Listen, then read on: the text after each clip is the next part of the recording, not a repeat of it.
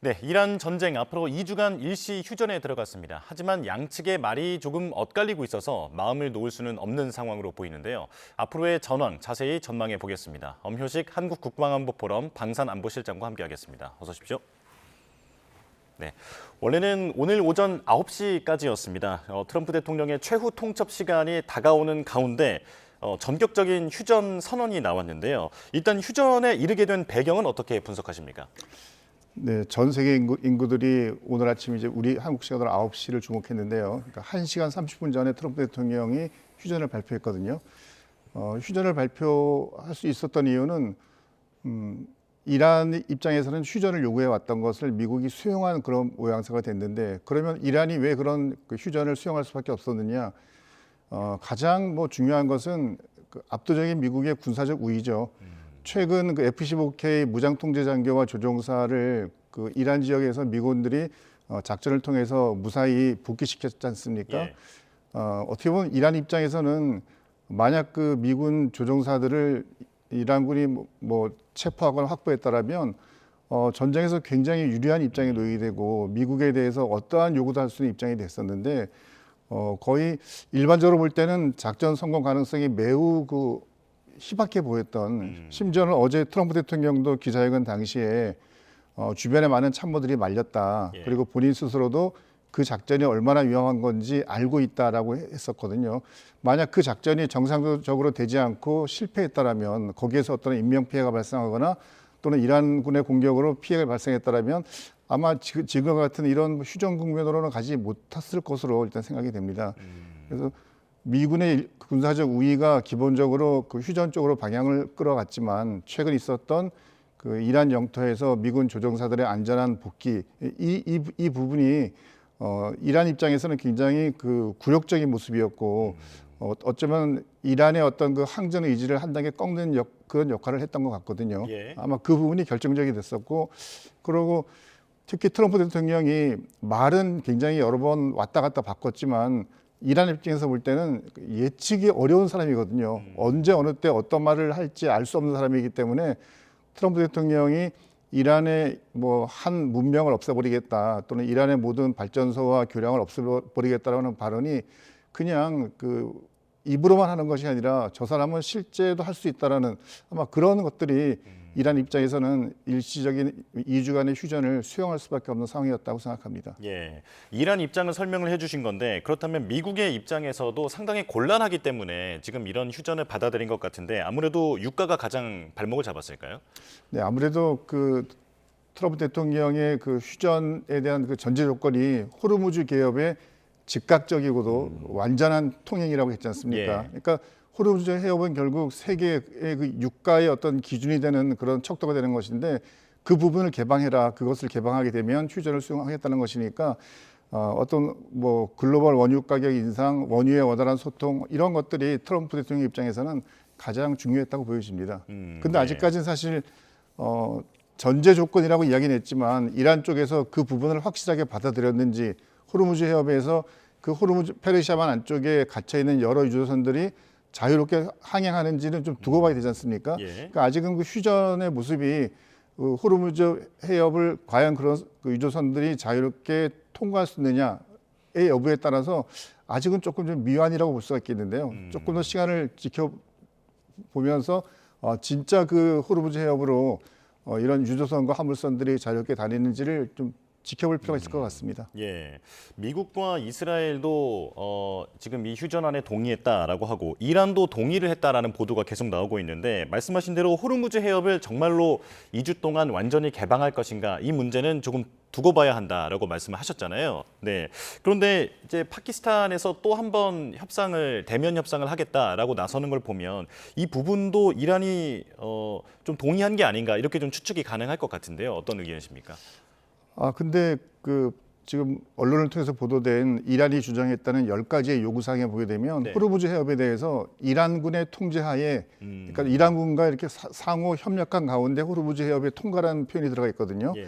그러니까 미국이 요구하고 있는 무조건적인 즉각적인 호르무즈 해협 개방이 아니라 이란군이 어느 정도 완전히 막지는 않겠지만 이란군이 주도권을 가진 상태에서 호르무즈 해협을 개방했다는 그런 의사를 표명한 것으로 보이기 때문에 만약 그게 사실이라면 트럼프 대통령 입장에서는 그건 받아들일 수 없는 거거든요. 예. 그래서 요 호르무즈 해협의 완전 개방이라는 이 부분이 트럼프 대통령의 이야기와 지금 이란 측에서 이야기하는 것이 약간 차이가 있기 때문에 실제 그것이 어떻게 구현되는지를 봐야 될 것 같고, 만약 휴전을 했지만 휴전이라는 것은 잠시 전쟁을 멈추는 거지 않습니까? 예. 만약 이란군이 또다시 호르무즈 해협에서 어떤 통제를 가하거나 선박을 선별적으로 통행시킨다거나 이런 일을 하게 된다면 미국 측에서는 이 휴전을 그냥 고지그대로 받아들이지 않고 또 다른 어떤 변화를 취할 수 있기 때문에 결국 이스라엘도 지금 이제 2주간의 휴전을 수용한 전제 조건이 호르무즈 해협의 완전한 개방이 조건이었거든요. 예. 그래서 그것이 실질적으로 이루어지지 않는다면 미국과 이란이 과연 이 휴전에 대해서 지속적으로 이란 측의 의견을 존중하고 나갈지는 조금 더 지켜봐야 될 것 같습니다. 예. 그런데 이란의 메시지를 보면 상당히 강경한 표현들도 많이 담겨 있던데 그 실질적 합의와는 별개로 이제 내부 단속용, 그러니까 국내용 메시지를 조금 섞어서 발표한 게 아닐까 이런 생각도 드는데 어떻게 보십니까? 네, 맞습니다. 어차피 휴전 협상이란 것은 그 군사적으로 적대적인 두 세력이 모여서 뭔가의 합의점을 만들어가는 것인데, 그런 휴전 협상에서 중요한 것은 약간 어떤 그 기세를 잡는 것이거든요. 그러면 당연히 목소리가 높아질 수밖에 없고 본인들이 이야기했던 기준보다 더 많은 요구사항을 이야기하고 상대방의 어떤 양보를 받아내야 되는 것이니까, 지금 이란 입장에서는 전쟁이 이대로 끝나게 되면은 사실 지난 약 한 5주 동안의 전쟁에서 미국으로부터 엄청나게 공격을 받고 엄청난 피해를 입은 것밖에 남는 게 없잖아요, 보면. 예. 그러면 전쟁이 휴전이 되건 또는 2주간의 그 휴전을 통해서 종전이 되건 아무것도 돌아올 게 없으면 도대체 왜 전쟁을 했고, 처음부터 아예 그냥 그러면 미국에게 뭐 어떤 그 요구를 해서 그냥 전쟁 없는 해결을 했어야 되는데 그러지 못한 거거든요. 결국 이제 미국이 이란에게 얼만큼 많은 당근을 줄 수 있느냐가 중요한 것 같은데, 이란 입장에서는 그런 더 많은 당근책을 얻어내기 위해서라도 지금 상태에서는 여러 가지 요구를 할 수밖에 없고, 또 이란 같은 경우는 지금 휴전에 관해서 미국의 요구를 받아들였다라고 하지 않습니까? 예. 마치 자기들이 결정해서 휴전이 된 것처럼. 그래서 아마 이런 입장은 휴전 협상 과정에도 계속 어떤 주고받는 공방이 이어질 것인데, 결국은 미국이 얼마나 그 이란의 명분을 세워주느냐, 그러니까 이란 현재 지도부 측에다가 어느 정도 그 실리를 줄 수 있느냐, 이런 부분이 중요한 그 포인트가 될 것 같습니다. 예. 지금 알려진 대로 파키스탄 이슬람아바드에서 10일 이제 대면 협상에 나설 것으로 보도가 됐습니다. 10일이면 지금 오늘이 8일이니까 이틀 남았고, 그 이슬람아바드 시간을 보니까 우리나라 기준으로 한 4시간 늦더라고요. 그러니까 지금은 그쪽이 지금 새벽 시간인 상황인데, 그렇다면 우리 시간으로 봐도 10일이라고 말해도 괜찮을 것 같습니다. 그런데 지금 그렇다면 이틀이 남은 거잖아요. 네, 이렇게 촉박한 시한을 잡은 것으로 보면 이미 그래도 양측이 상당한 합의에 이른 게 아닐까, 이렇게도 추측할 수 있을 것 같은데요. 어떻게 보십니까?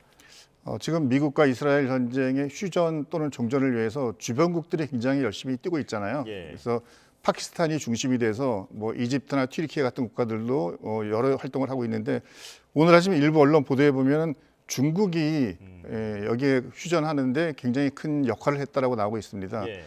근데 중국이 여기에 왜 등장을 했느냐를 보게 되면, 하르그 섬에 대해서 어젯밤에도 미군이 군사적 목표물 50개를 타격을 했잖아요. 하르그 섬이 만약 뭐 무너지거나 또는 미국이 거기를 점령한다거나 또는 완전히 그냥 그 폭격을 통해서 없어버린다면 가장 피해를 보는 국가, 첫 번은 당연히 이란이고 두 번은 중국이거든요. 중국의 원유의 상당 부분이 이란산 원유를 채워주고 있기 때문에 하르그 섬이 만약 그 어떤 석유 공급의 역할을 못하게 된다면 그것은 중국의 경제에도 매우 큰 영향을 미칠 수밖에 없거든요. 그래서 중국도 그냥 이것을 미국과 이란 간의 전쟁으로 그냥 둘 수는 없고, 아마 중국과 이란 간의 관계에서 중국이 이란 쪽에다가 이런 휴전 협상의 어떤 필요성에 대해서도 충분히 설득한 것으로 예상이 됩니다. 예. 베네수엘라도 그렇고 이란도 그렇고 사실 그 경제 제재를 받고 있는 원유를 중국이 매우 싼 값에 들여오고 있는 게 현실인데 이런 부분에서 중국도 압박을 느꼈을 거다라는 분석이십니다. 그렇다면 미중 정상회담 다음 달에 열리는데 지금 그 연장선에서 중국도 개입했다 이렇게 이해할 수 있을까요? 네, 5월 15, 16일 이틀 동안 북경에서 트럼프 대통령과 시진핑 주석이 이제 회담을 하게 되는데 그 회담의 주 내용도 결국은 그러니까 중국 입장에서는 어떻게 경제를 더 살릴 것인가 하는 것이고 미국이 여러 가지 관세나 이런 것의 압박으로부터 조금 더 이렇게 완화시키는 것이 목적이거든요. 예. 그런데 만약 거기에 중국으로 가는 원유 공급이 끊기게 된다면 중국으로서는 굉장히 어려운 상황에 처하는 것이죠. 그러니까 중국 입장에서도 트럼프 대통령과의 회담을 앞두고 뭔가 나름대로 역할을 했다. 중국이 역할을 했기 때문에 다른 부분에서 미국이 관세나 이런 부분에서는 중국의 입장을 좀 배려해야 되는 것이 아니냐라고 이야기할 수 있는 명분이 된 거죠. 예. 그런 면에서는 이 전쟁이 그냥 미국과 이란만의 전쟁이 아니라 중국도 제3자가 아니다라는 것을 보여준 단면이라고 볼 수 있겠습니다. 예. 군사 전문가시니까 그 F-15K 말씀하셨는데 그 F-15 조종사 구출 작전에 대해서도 일각에서 제기되는 궁금증에 대해서 질문을 드리겠습니다. 그러니까 미군 조종사 구출 작전이지만 사실상 핵물질 반출 작전도 좀 겸했던 게 아니냐라고 하는 그런 짐작도 있는데 막상 그렇게 해보니까 현실적으로 불가능하다라는 현실을 알게 되고 그 이후에 군사적으로는 더 얻을 게 없다라는 결론에 이르렀기 때문에 휴전을 제안했다. 이런 얘기도 있거든요. 어떻게 보십니까? 네, 뭐 그런 일부 이야기가 있는데 저는 뭐 그럴 가능성은 거의 없다고 보여집니다.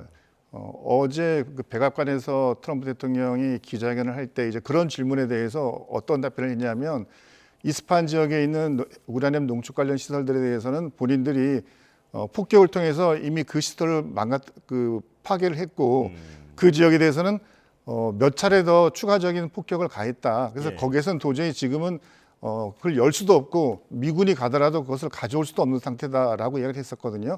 아마 이번에 그 미군이 그 조종사들을 구출하는 과정을 보게 되면 미군의 군사력이 정말 대단하구나. 예. 그 이란 산악 지역에 조종사 한 명이 있는 그 생명체를 발견하는 그 능력도 대단하잖아요. 보면 그러면 미국 입장에서 만약 그런 이스파한 지역에 있는 어떤 그 핵 관련 시설, 우라늄 농축 시설이나 양을 발견을 충분히 할 수 있었을 텐데 미국 입장에서는 지금은 그런 것을 발견할 수가 없고 이미 지난번에 다 그런 그 시설이나 우라늄들은 무력화시켰다고 이야기를 한 상태이기 때문에 굳이 그렇게 확인도 안 된 그런 우라늄 농축물이나 이런 것들을 위해서 미국이 작전을 했을까? 그리고 그런 시설들을 만약에 뭐 미군의 특수부대들이 이란 내부로 진입했다고 했을 때 그 시설이나 우라늄들을 처리하는 거에는 굉장히 많은 시간과 노력이 필요하거든요. 이제 그럴 경우에는 이번에 조종사를 구출해내는 것보다 몇 배 더 어려운 작전이 될 텐데 예. 그런 작전을 지금 시점에서 했을까? 만약 그 작전을 하다가 만약 조금이라도 뭔가 잘못된 일이 발생하게 되면 그런 트럼프 대통령이 대통령으로서의 지위에도 굉장히 큰 심각한 영향을 줄 수 있는 거거든요. 예. 그래서 이 조종사 구출 작전만 하더라도 어떻게 보면 굉장히 모험적인 작전이었는데 그 내륙까지 가서 그 우라늄 농축 물질을 가져 나오거나 또는 거기서 해체하는 그것은 더 감수해야 될 위험이 크기 때문에 그 정도까지는 아니라고 보고 그리고 실제 이번에 들어갔던 병력이나 또는 여러 가지 이 장비들을 볼 때에도 그 정도 그 작전보다는 그러니까 조종사를 안전하게 집으로 복귀시키는 거기에 중점을 둔 것으로 보여집니다. 예. 그렇다면 지금 이란이 미국과 협상을 하는데 이란의 대표는 누구인가 이 부분이 궁금하거든요. 그 모즈타바는 의식이 없다. 뭐 일각에서는 사망설까지 제기되고 있는 상황이고 그리고 미국은 계속 뭔가 그 새로운 지도층이 뭐 나타났고 예 그리고 그 새로운 정권과 협의를 하고 있다 이렇게 얘기를 하는데 특정되는 인물은 없거든요. 어떻게 보십니까? 네, 모두가 궁금해하는 사안이죠. 네. 도대체 이란에서 지금 가장 그 결정권을 가진 사람은 누구인가? 트럼프 대통령은 이란의 정권이 3번 바뀌었다라고 이야기를 했는데 우리가 이제 후계자로 지명이 되었던 모즈타파 같은 경우는 이미 뭐 한 달 가까운 시간이 지났음에도 불구하고 아직까지 실제 육성이나 모습을 드러내지 않고 있고 뭐 일단 외신 보도를 보게 되면 정상적으로 그 이런 인지 능력이 없는 상태까지 부상을 당해서 현재는 지도자로서의 역할이 불가능하다라고 표현이 돼 있지 않습니까? 오늘 휴전과 관련해서도 이란 측 발표에서는 모주타파가 승인했다 휴전을 마치 예. 모주타파가 여전히 지도자로서의 어떤 역할을 하고 있는 것처럼 묘사가 되어 있는데 근데 일반적으로 보기에는 상식적으로 아니 정상적 활동을 하고 있다면 이 시점에서는 뭔가 모습을 드러내거나 육성을 드러내거나 어떤 명확한 메시지가 있어야 되는데 그런 것이 없거든요. 결국 지금 이란은 지도부가 약간 붕괴되어 있는 상태. 최근에 그 이란 혁명수비대의 정보국장도 예. 그 폭격으로 일종의 암살이 된 상태지 않습니까? 그러니까 지도부들이 붕괴되어 있다 보니까 마수드 대통령이나 뭐 의장 이런 정치인 그룹하고 그다음에 혁명수비대로도 대변되는 그런 강경 군부 쪽이 일단 분리가 되어 있는 상태. 또 혁명수비대도 그 내부에서 혁명수비대가 뭐 일사불란한 지휘 체계를 가지고 있는 것이 아니라 이미 여러 가지 주요 지휘관들이 암살당하고 또 미국의 여러 공습으로 인해서 통신이나 지휘시설들이 거의 다 파괴가 되어 있기 때문에 일사불란한 움직임은 좀 상대적으로 어려워 보이고 약간 그 각계 돌파하는 형식, 각계 약진하는 형식으로 전쟁을 수행하고 있는 것 같이 보입니다. 결국 이란이 체계적으로 대응을 할 수 있지 못한 상태이기 때문에 아마 지금 당장 이란의 어떤 지도자가 나타나서 그 사람이 모든 혁명수비대나 뭐 정치권의 모든 그 존중을 받으면서 협상을 진행하기 좀 어려워 보이거든요. 결국 이런 정치인 그룹과 혁명수비대 그룹이 이 휴전 협상 과정에서 어떻게 서로 간의 내부적 의견을 통합하느냐 조율하느냐 이런 부분이 앞으로 그 휴전 협상에서 중요한 그 포인트가 될 것으로 보입니다. 네, 알겠습니다. 네, 이란 관련 내용 조금 더 자세히 이어가 보겠습니다. 조금 전에 실장님께서 이란의 그 대표부가 누구인지 불분명하고, 예, 그렇다면 그리고 혁명 수비대도 현재 일사불란하게 움직이는 건 아닌 것 같다라고 분석을 해주셨습니다. 그렇다면 지금의 휴전 앞으로의 어떤 종전 논의에서 현재 이란의 대표부가 누구인지는 모르겠습니다만 대표성 논란이 계속 불거질 수 있을 것 같거든요. 이건 어떻게 보십니까? 네, 그 대표성 논란이 결국 이 휴전 협상의 그 가장 중요한 요인이 될 것 같은데요. 보통 국가에서는 대통령이 국가를 대표하고 행정부를 대표하니까 지금 있는 페제스키안 대통령 쪽에서 이런 휴전 협상의 대표로 갈 것 같다는 생각이 드는데, 근데 이란이란 국가는 특이해서 혁명 수비대가 모든 정권을 쥐고 뭐 정치, 사회, 경제에 영향을 주고 있지 않습니까? 과연 이 대통령 쪽에서 나간 어떤 휴전 그 협상의 대표가 자신들만의 목소리를 낼 수 있을지가 가장 관건으로 보이는데요. 근데 이란 혁명 수비대도 이번 전쟁을 통해서 굉장히 많은 피해를 봤었고, 예. 뭐 어떤 군사력 측면에서 전쟁 개전 초기보다는 굉장히 약화된 모습으로 볼 수 있거든요. 특히 혁명 수비대가 이번 그 F-15 조종사 구출 작전에서 그 정도의 정말 전투 의지와 어떤 항쟁 의지가 높다라면 그 이틀 기간 동안에 어떻게 해서든 가서 미군 그 장교를 뭐 확보했었어야 되는데 실제 그러지 못했거든요. 예. 그러면 혁명 수비대도 지금 상태에서는 어떻게 완벽하게 자기들의 강경한 목소리를 관철시키는 것은 약간 부담스러울 수가 있어 보입니다.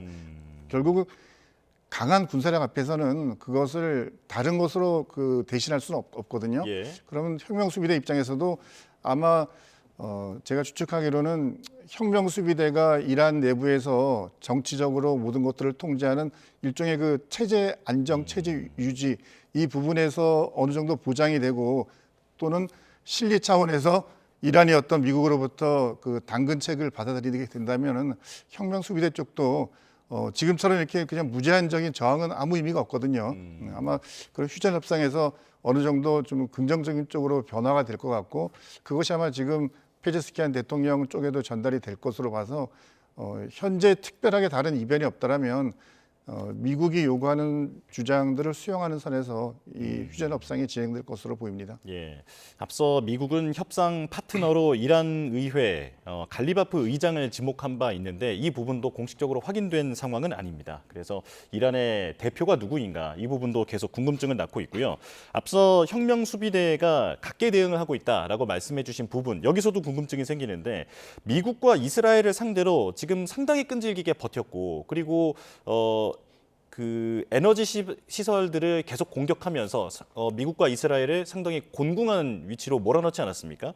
이게 지금 제대로 지휘가 안 된다라고 말씀하셨는데 그래도 계속해서 이런 전투력을 보여주는 걸 보면 어떤 시스템이 잘 짜여져 있는 건가 이런 생각도 들거든요. 네, 최근 보면 이제 이란의 대응에 대해서 이제 여러 가지 그 약간 상반된 해석이 있는데 예. 한쪽에서는 미국이 일방적 군사적 우위를 앞세워서 이란 군과 이란 혁명 수비대를 압도하고 있다라는 분석이 있는 반면에 또 다른 쪽에서는 이란이 미국의 미사일과 드론을 최대한 소비시키도록 그러니까 미국이 가지고 있는 무기 체계가 다 소진되도록 기다리고 있고 그것이 끝나게 되면 이란이 대대적으로 반격을 해서 현재 어떤 전투 상황을 작전 상황을 이란 측에 유리하도록 만들 것이다라는 이야기가 있었는데 예. 지금 진행되는 것으로 봐서는 이란도 그럴 능력은 없어 보입니다. 그러니까 이란이 어떻게 보면은 가지고 있는 미사일의 수량이나 이런 것들이 제한되다 보니까 일종의 그 아껴쓰기 있지 않습니까? 그러니까 모든 양을 쏟아가지고 미국이나 이스라엘이나 또는 걸프 연안국들 민간 시설에 대한 공격을 할 수가 없고 이란의 어떤 대응 능력은 살아있다라는 그 의지를 보여주고 또 아주 제한적이지만 능력을 보여준다는 측면에서 주변국에 대한 미사일이나 또 자폭 드론의 발사는 이어지고 있는데 그것이 그렇게 충분한 양이 아니고 그리고 최근 그 미 중부사령부가 발표한 것을 보게 되면 이란의 방위산업 역량을 85%를 파괴했다라고 발표를 했거든요. 예. 그러면 가지고 있는 미사일과 드론을 소모하더라도 새롭게 그 방위산업 시설에서 그런 것들을 만들어내면 계속 정이 되겠지만 지금 미국과 이스라엘이 이란의 그런 방위산업 시설들, 미사일과 드론을 생산하는 시설들도 거의 85%를 파괴했다고 하면 더 이상 군사적으로 지속성을 갖기는 어려운 상황인 거거든요. 그래서 지금 이란이 주변국에 대한 미사일이나 이런 것들을 발사하고 하는 것은 전면적인 반격이라기보다는 이란이 어떤 이런 휴전 협상이나 또는 이란 입장에서 어떤 명분을 찾기 위한 측면에서 최소한의 제한적 대응으로 보여집니다. 예. 이스라엘 질문도 드리겠습니다. 이스라엘도 그 미국의 트럼프 대통령이 휴전 소식을 알리고 나서 몇 분 뒤에 동의한다라는 그 보도가 나왔는데 속내는 사실 상당히 복잡할 것 같거든요. 이스라엘은 이란으로부터 직접적인 그 생존의 위협을 받는 입장이다 보니까 이번을 계기로 완전히 제압하고 싶었을 것으로 보이는데 이번에 동의 의견을 낸 것은 어떤 배경으로 해석해야겠습니까? 네, 이스라엘 입장에서 이 휴전에 동의했던 것은 다른 것보다도 이 전쟁을 주도하고 있는 미국이 휴전을 원하고 있고, 예. 그다음에 그 휴전을 하는 것에 이스라엘이 미국의 그런 입장을 외면하고 자기들만 독자적으로 전쟁을 할 수는 없는 거거든요. 그러니까 이스라엘이 이번에 휴전을 동의하는 그 전제 조건도 보면 호르무즈 해협의 개방이거든요. 예. 결국 트럼프 대통령이 요구하는 그 호르무즈 해협 개방에 대해서 이스라엘도 그것이 된다라면 이란을 공격하지 않겠다라고 했으니까 지금 상태에서는 이스라엘 네타냐후 총리도 트럼프 대통령이 가고자 하는 작전적 방향, 전쟁의 방향에 대해서 현재는 동참하는 모습을 보이고 있습니다. 근데 다만 이제 이게 계속될 것이냐, 만약 미국과 이란 간의 휴전 협상이 잘 진행이 돼서 종전이 됐을 때 그러면 이스라엘이 앞으로 그러면 전쟁을 완전히 공격을 하지 않고 그냥 가만히 있을 것이냐, 이 부분에서는 약간 퀘스천 마크가 남죠. 예. 이란에 대해서는 미국과 이란이 휴전 또는 종전을 합의하게 된다면 안 할 수는 있지만 예. 이스라엘과 레바논 헤즈볼라 간에는 지금도 전쟁이 계속되고 있고 심지어 이스라엘의 지상군이 레바논 남부 지역에 이미 투입돼서 지상전도 펼치고 있지 않습니까? 그래서 이스라엘 입장에서는 이스라엘의 존립에 가장 아주 위협적인 세력이 이란과 레바논 헤즈볼라인데 예. 이란은 이번 기회에 미국과 함께해서 거의 군사력을 괴멸시켰고 당분간은 재기하기가 불능한 수준까지 갔기 때문에 이란은 어느 정도 됐다고 생각하는 것 같고요. 이제 남아 있는 레바논 헤즈볼라에 대해서는 만약 미국과 이란 간의 휴전 종전 협상이 마무리된다면 아마 그 부분에 대해서는 이스라엘이 지속적으로도 아마 공격을 감행해서 레바논 헤즈볼라도 이번 기회에 아예 군사력을 거의 제로 상태로 만들어버리는 그런 군사작전은 계속 시행할 것으로 예상이 됩니다. 예. 그런데 이스라엘이 전쟁을 벌이고 있던 하마스라든지 헤즈볼라 이런 쪽은 지원의 뒷배가 이란이지 않았습니까? 이란과는 휴전을 하고 다른 세력들과는 앞으로 어떻게 할 것인가? 이스라엘 입장에서 보면 엄밀히 좀 다른 전쟁이라고 주장할 수도 있을 것 같은데요. 네. 이란을 지지하는 세력이 국제적으로 그렇게 많지 않지 않습니까? 예. 물론 중국이 경제적으로는 여러 가지 지원을 했지만 군사적으로 이란과 궤를 같이 하는 것은 금방 말씀하신 레바논 헤즈볼라, 그다음에 이스라엘 지역에 있는 하마스, 그다음에 예멘에 있는 후티 반군, 뭐 이라크 쿠르드 시아파 일부 민병대 요 정도 세력들이거든요. 예. 근데 그 중에서 실제 지금 이 전쟁에 적극적으로 참여해서 이란과 함께 전쟁을 수행하는 쪽은 레바논 헤즈볼라밖에 없거든요. 그 후티에 있는 예멘의 후티 반군 같은 경우는 말로는 적극적으로 하겠다라고 말은 했었고, 물론 이스라엘로 미사일도 몇 번 발사했지만 전쟁에 적극적으로 참전하는 그런 모습은 아니었고, 예. 그냥 이란의 지원을 받았던 국가로서 이 정도 우리도 하고 있다라는 그런 약간 그냥 목소리로는 함께 하지만 행동은 별로 하지 않는 그런 모습이었거든요. 그럼 현지 상태에서는 이란과 함께 군사적 활동을 같이 할 수 있는 그런 군사 세력은 레바논 헤즈볼라밖에 없고요. 예. 그다음에 그 가자 지구의 하마스 같은 경우는 뭐 몇 년 전에 이미 그 이스라엘과 전쟁을 벌였고, 그 전쟁을 통해서 굉장히 많은 피해를 받고, 또 일정 부분에서는 휴전에 약간 동의하는 입장이었지 않습니까? 가자 지구 개발이나 이런 것들에 대해서 미국이 더 투자를 하게 되고, 그래서 그쪽을 전부 다 일반 그 시민들이 살기 좋은 국가로 만들어주겠다는 그런 협상도 진행 상태이기 때문에 하마스가 다시 이 시점에서 무언가 무기를 들고 전쟁을 하겠다고 나오기는 쉽지가 않아 보이고요.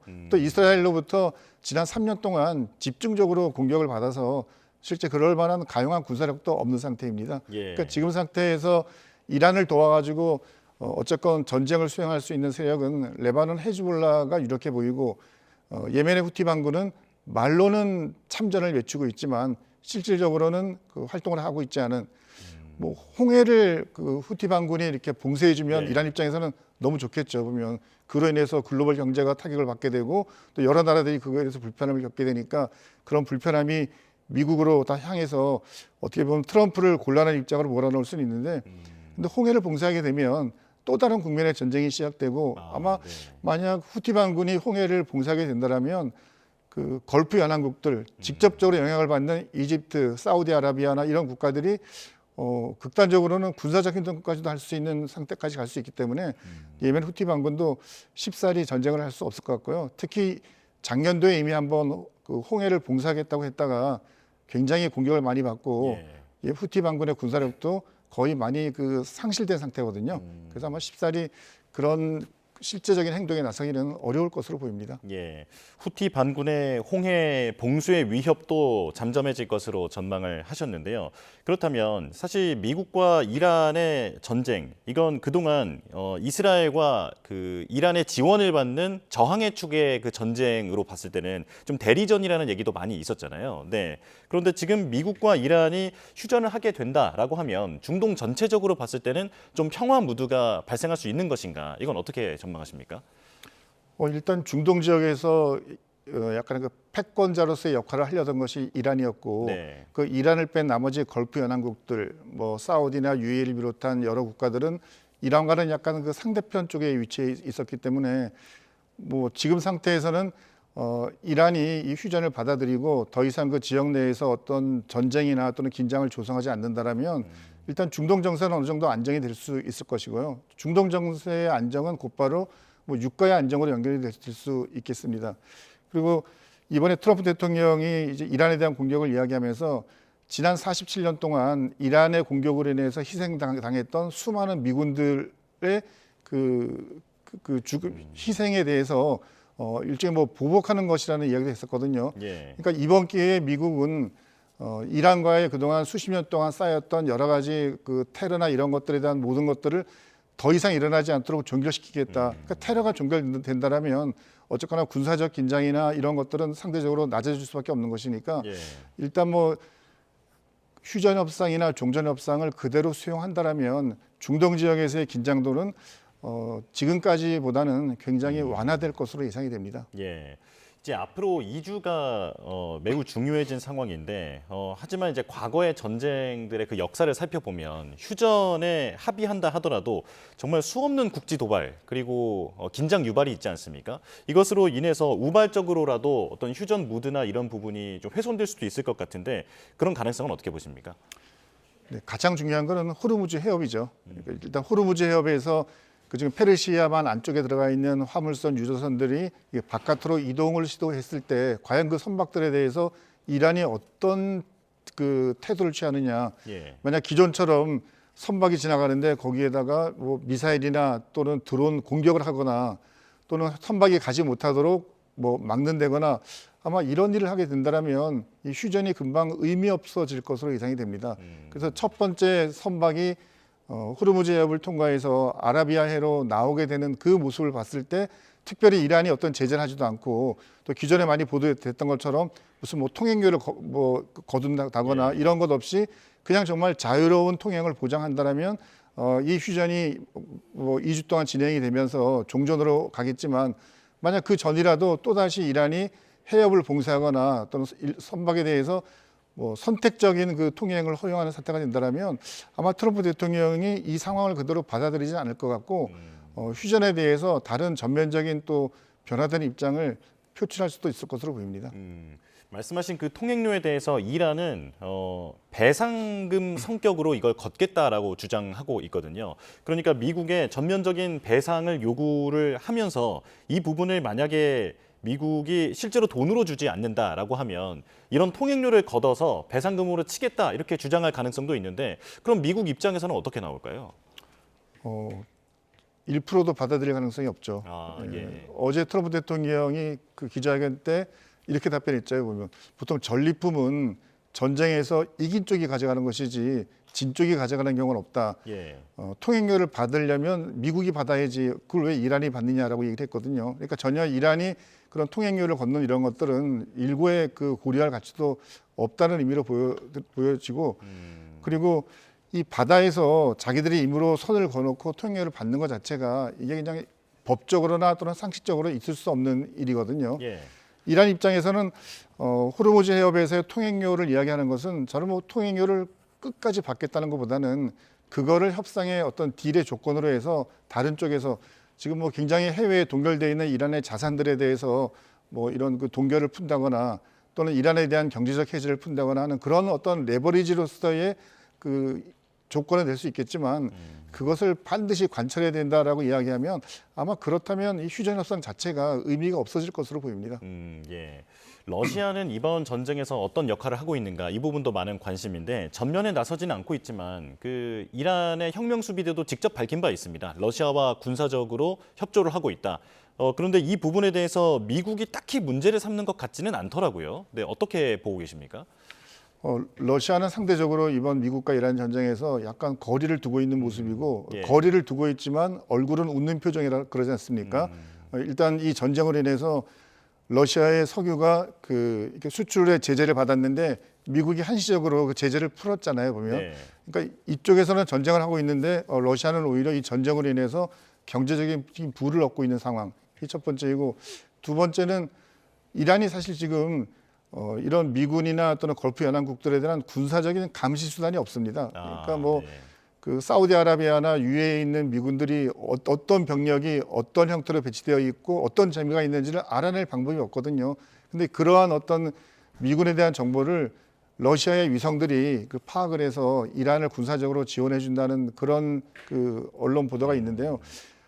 경제적으로는 실리를 취하면서 그다음에 군사적으로는 이란을 몰래 도와주고 있는. 예. 그러니까 중국만 같아도 하르그 섬의 석유들이 중국 경제에 매우 치명적이기 때문에 중국은 그렇게 자유로울 수 있는 입장은 아니거든요. 근데 반면 러시아는 직접적으로 여기에 아무 관련이 없기 때문에 그냥 러시아 입장에서는 본인들의 우방이었던 이란에 대해서는 군사적으로 지원을 주면서 앞으로도 이란이 러시아와 협력적 관계를 지속할 수 있는 그런 관계를 계속 만들어가고 경제적으로는 러시아산 석유를 더 높은 가격으로 판매할 수 있는 경제적 이점을 누리고 그러니까 러시아 입장에서는 굉장히 이 이란과 미국과의 전쟁이 굉장히 좋은 뭐 명분과 실리 두 가지 측면에서 다 좋은 것을 얻을 수 있는 기회라고 보는 것 같습니다. 예.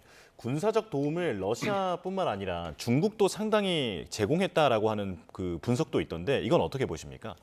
네, 일부 이제 뭐 중국 입장에서도 저쪽 그 미국 대륙에서 태평양 대상을 건너오는 그 미군의 뭐 항공모함이나 또는 그 해병들의 이동 상황을 그 위성 사진을 찍어서 그런 것들을 이란 측에 제공했다는 이야기도 있고 또 일부는 그 사우디아라비아에 있는 그 공항에서 미군의 어떤 정찰기들이 파괴되어 있는 이런 모습들의 사진을 찍어서 이란 측에 제공했다.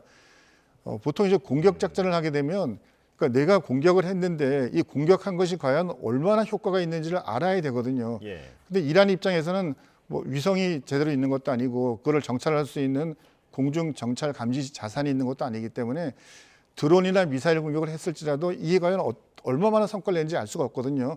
상대국이 발표를 하지 않는 이상은 알 수가 없는 상황인데 이제 그런 것들에 대한 정보를 뭐 중국 군이 공식적으로 지원하는 것이 아니라 민간 기업들이 뭐 위성 사진을 통해서 이란 측에 그런 정보를 제공한 것으로 그냥 추정이 되는 거죠. 뭐 확인된 것은 아니고요. 예. 그래서 중국 같은 입장에서도 전쟁이 더 심각한 상향으로 전개가 돼서 하르그 섬 같은 곳이 피해를 입게 되면 중국 경제에 매우 큰 뭐 피해를 볼 수 있지만 또는 중국이 펼치고 있는 뭐 1대1로와 같은 이런 대외 정책에 있어서는 또 이란이 굉장히 중요한 역할을 하기 때문에 예. 이란을 완전히 버릴 수는 없고 약간 그 이중적 측면이 있다고 보여집니다.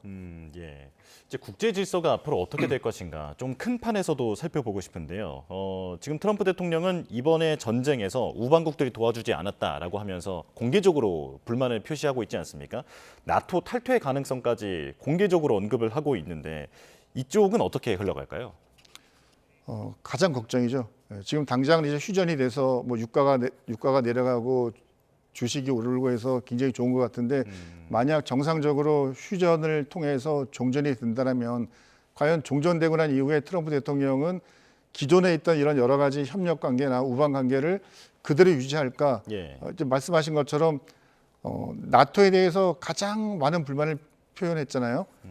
어제 기자회견 당시에도 트럼프 대통령이 나토가 그렇게 한 것은 내가 절대 잊지 못하겠다라고 이야기를 했거든요. 예. 그만큼 프랑스, 영국, 독일 정말 자기들이 영원히 함께 할 수 있는 동맹이라고 했었는데 그 동맹들이 그냥 미국이 함께 하자는 요청을 그냥 거부하고 숨는 모습에 대해서 자기는 정말 잊지 못하겠다라고 얘기를 했는데 뭐 극단적으로는 나토를 탈퇴할 수도 있겠지만 예. 근데 나토의 탈퇴라는 것은 그것은 나토 국가들, 그러니까 유럽에 있는 나토 국가들에게도 굉장히 여러 가지 어려움을 주겠지만 미국 입장에서도 또 미국의 국익 측면에서는 바람직한 결과는 아니거든요. 예.